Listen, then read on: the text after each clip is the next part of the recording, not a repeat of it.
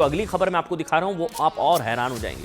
ये मिलावट, नकली खाना, ये सारी चीजें होती है ना साहब। देखिए, खाने पीने की चीजों में मिलावट हो तो दवा लेकर उसके दुष्प्रभाव से बचा जा सकता है। ऐसा होता है ना कि फूड इन्फेक्शन हो गया या कुछ हो गया गलत गंदा खाने की वजह से, तो आप दवाई ले लेंगे, आप ठीक हो जाएंगे। लेकिन अगर दवाई ही बीमार हो, अगर जान बचाने वाली दवाओं की शुद्धता में ही मिलावट हो, तो फिर ये बात देश के 140 करोड़ नागरिकों के लिए ना रेड अलर्ट है। रिमोट साइड में रख दीजिए जो खबर बता रहा हूं। सोचिए, जिन दवाओं पर पिछले कई साल से हम आंख मूंद कर भरोसा कर रहे थे कि साहब बिना प्रिस्क्रिप्शन के डॉक्टर की जरूरत नहीं है, बुखार हो गया पैरासीटामोल ले लो। भाई मैं भी लेता हूं, मैं किसी और को क्यों कोसूं, मैं भी लेता हूं।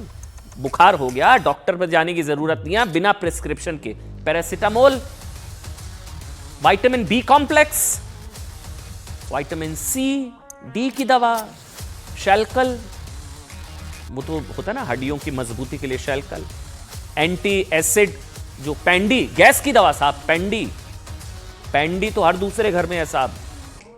सुनते जाइए, रिमोट रख दीजिए साइड में, आप हैरान हो जाएंगे। डायबिटीज की दवा, हाई ब्लड प्रेशर की दवा, टेल्मा भी दी जाती है साहब हर घरों में। ऐसी कई दवाइयां हैं जो आप और हम आंख मूंद कर खरीद लेते हैं। एक बार डॉक्टर ने कह दिया, फिर यार नहीं भी कहा साहब, टेल्मा ले ली, पेंडी ले ली, पैरासीटामोल ले ली, सारी दवाइयां तो हम लेते रहते हैं, खुद ही डॉक्टर बने रहते हैं। खुद डॉक्टर बड़े भरोसे से इन दवाओं को प्रिस्क्राइब भी करते हैं साहब। पता क्या पता लगा है? जानकारी ये मिली है कि आप और हम जिन दवाओं के भरोसे थे वो शुद्धता के भरोसे पर खरी नहीं उतरी हैं। फेल, टेस्ट में फेल, क्वालिटी टेस्ट में फेल।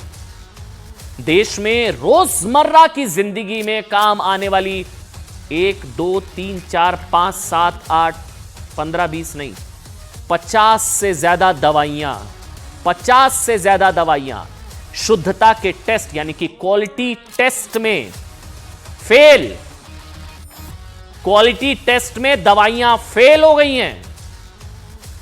दवाइयों में पैरासीटामोल, विटामिन डी, पेंडी, शुगर, एंटीबायोटिक्स, ब्लड प्रेशर की दवाइयां हैं, pain killers, anti fungal medicine, ये ऐसी दवाइयां जिन्हें भारत में लोग साहब मतलब बहुत आंख बंद करके भरोसा होता है।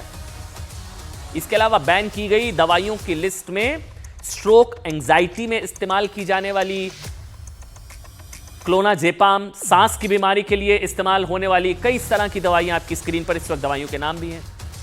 कुछ मल्टीविटामिन्स, कैल्शियम की गोलियां भी इसमें हैं। देश की, अब सुनिए हुआ क्या, मतलब ये क्योंकि अलार्मिंग है, ये रेड अलर्ट है आप सबके लिए। देश की सबसे बड़ी drug regulatory body central drugs standard control organisation, दोबारा से सुनिए, central drugs standard control organisation 50 से ज्यादा इन दवाइयों की जांच की, जो ना सिर्फ क्वालिटी टेस्ट में फेल हो गई बल्कि इनका इस्तेमाल सेहत के लिए हानिकारक बताया गया है। हानिकारक। क्वालिटी टेस्ट में फेल होने वाली ये दवाएं देश की बड़ी बड़ी फार्मास्यूटिकल कंपनीज की हैं। ये दवाएं इतनी कॉमन है कि देश के ज्यादातर घरों में ऐसी दवाइयां हैं। पैरासीटामोल, पेंडी, आप चेक कर रहे होंगे इस वक्त, मैं बता रहा हूं, आप सुनते रहे। मुझे पता है दवाइयों का बॉक्स आपके घर में खुल चुका होगा, है, सबके घरों में है। इसलिए दवाइयों के क्वालिटी टेस्ट में फेल होने के बाद अब इस पर भी पॉलिटिक्स, जिस पर ना हो पॉलिटिक्स, इसमें भी पॉलिटिक्स। इसमें विपक्षी पार्टियां से घोटाला बता रही हैं। समाजवादी पार्टी के अध्यक्ष अखिलेश यादव ने कहा कि बीजेपी को जवाब देना चाहिए साहब कि ऐसी दवाओं से लोगों का इलाज होगा या वो बीमार होंगे। अखिलेश यादव ने कहा कि चंदा वसूलने की वजह से देश के में कम गुणवत्ता वाली दवाइयों का धंधा चल रहा है। उन्होंने चंदे इलेक्टोरल बॉन्ड से जोड़ दिया। कांग्रेस ने भी आरोप लगाया कि पहले बुखार की एक गोली से लोग ठीक हो जाते थे, लेकिन अब 3-3 खुराक का असर भी इसलिए नहीं होता है क्योंकि इसके पीछे कोई स्कैम है और इस स्कैम के पीछे चंदे वाली राजनीति है। वहीं केंद्रीय स्वास्थ्य मंत्रालय में एक वरिष्ठ अधिकारी का कहना है कि ऐसी सूची हर महीने जारी की जाती है और इससे यह साबित होता है कि भारत के औषधि महानियंत्रक DCGI लगातार दवाओं की गुणवत्ता की निगरानी कर रहे हैं। वैसे ये फैक्ट भी है साहब कि अगर घोटाला होता तो एक्सपोज भी सरकार ही करवाती क्या। मतलब ये जानकारी भी तो सरकार की तरफ से ही, जो नियामक संस्था है उनकी तरफ से ही आई है ना। इसके साथ ही उन निर्माता कंपनियों के खिलाफ कार्रवाई कर रहे हैं जो खराब क्वालिटी की दवाएं बेच रहे हैं। सवाल यह है कि खराब क्वालिटी वाली दवाएं, मेडिसिन बाजार में अब तक क्यों थी, किस लिए थी, कैसे बिक रही थी? खुद दवाओं की क्वालिटी की देखरेख करने वाली संस्था ये मानती है कि खराब क्वालिटी वाली दवाएं लोगों की सेहत के लिए भी खतरा है। और जिस संस्था ने 50 से ज्यादा खराब क्वालिटी वाली दवाओं की जानकारी दी है, क्या उसकी भूमिका बस लोगों को जानकारी देना है या आगे बढ़कर खराब क्वालिटी वाली दवा बनाने वाली कंपनियों पर कोई एक्शन भी होगा? क्योंकि 24 घंटे हो चुके हैं और अब तक ऐसी कोई जानकारी हमारे पास नहीं है कि खराब क्वालिटी देने वाली कंपनियों पर कोई कार्रवाई हो रही है। इसलिए हम आपको बताते हैं कि आप असली और नकली दवाओं की पहचान कैसे कर सकते हैं। सुनिए। साथ में प्रियांश गुप्ता हैं जो ऑल इंडिया केमिस्ट डिस्ट्रीब्यूटर्स के सेक्रेटरी हैं। प्रियांश, ये बताइए कि बहुत सारी ऐसी दवाएं हैं यहाँ पर और आपने खबर भी देखी होगी कि किस तरीके से बहुत सारी ऐसी दवाएं हैं जो टेस्टिंग में फेल पाई गई हैं, 50 से ज़्यादा। तो किस तरीके से जानकारी ली जा सकती है? एक आम ग्राहक कैसे ये जान सकता है? इसमें पहला तो ये होता है कि आप जहाँ से भी दवा खरीद रहे हैं, एक तो विद बिल खरीदिए। हाँ। और उसमें बैच नंबर चेक करें कि बिल में वही बैच बिल हो रहा है जो आपको मिल रहा है या नहीं। और दूसरा, आजकल बहुत इजी हो गया है, जितनी भी अब दवाई मैन्युफैक्चर हो रही है उन सब में बारकोड आ रहे हैं। मैं आपको दिखाता हूँ। हाँ, अब जैसे ये एक दवाई है, इसमें यहाँ पर बारकोड है।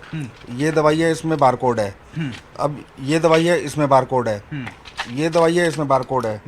अब इसमें जैसे बारकोड अभी नहीं आया, अच्छा, लेकिन इसमें भी आ जाएगा। धीरे धीरे गवर्नमेंट भी बारकोड को प्रमोट कर रही है और कंपनियां भी उसमें बारकोड ला रही हैं। अच्छा, बारकोड से ये एक रहता है कि ये दवाई बिल्कुल सही है। ऑथेंटिसिटी तो रहती है। अच्छा, कि दवाई आपकी ओरिजिनल है, विद बिल आप जहाँ से भी ले रहे हो, और बैच नंबर जरूर चेक करें। अच्छा। दूसरा, अब इसमें जैसे एक सॉल्ट ये है टेल्मा, अब इसमें एक सॉल्ट है 40 mg और एक है 12.5 mg। दो सॉल्ट होते हैं। अब इसकी जो गुणवत्ता है, जैसे जहाँ भी लैब में होती है, अगर इसमें 40 लिखा है तो वो 39 भी नहीं होना चाहिए। अच्छा। अगर वो 39 भी होगा तो उसको जो वहाँ से भी चेक होती है वो वहाँ पर उसको अनफिट कर देंगे। अच्छा। तो इसका मतलब 40 का मतलब 40 होना चाहिए, ना 39 होना चाहिए, ना 41। ये एक तरीके से जो बारकोड होता है हर दवा पे। लेकिन सबसे बड़ी बात यह है कि अभी देश में बारकोड हर दवा पर नहीं आ रही। कितनी फीसदी दवाओं पे अभी बारकोड है? 20 से 25%। अच्छा, 20 से 25% दवाइयों पे हाँ। बारकोड है अभी। अच्छा।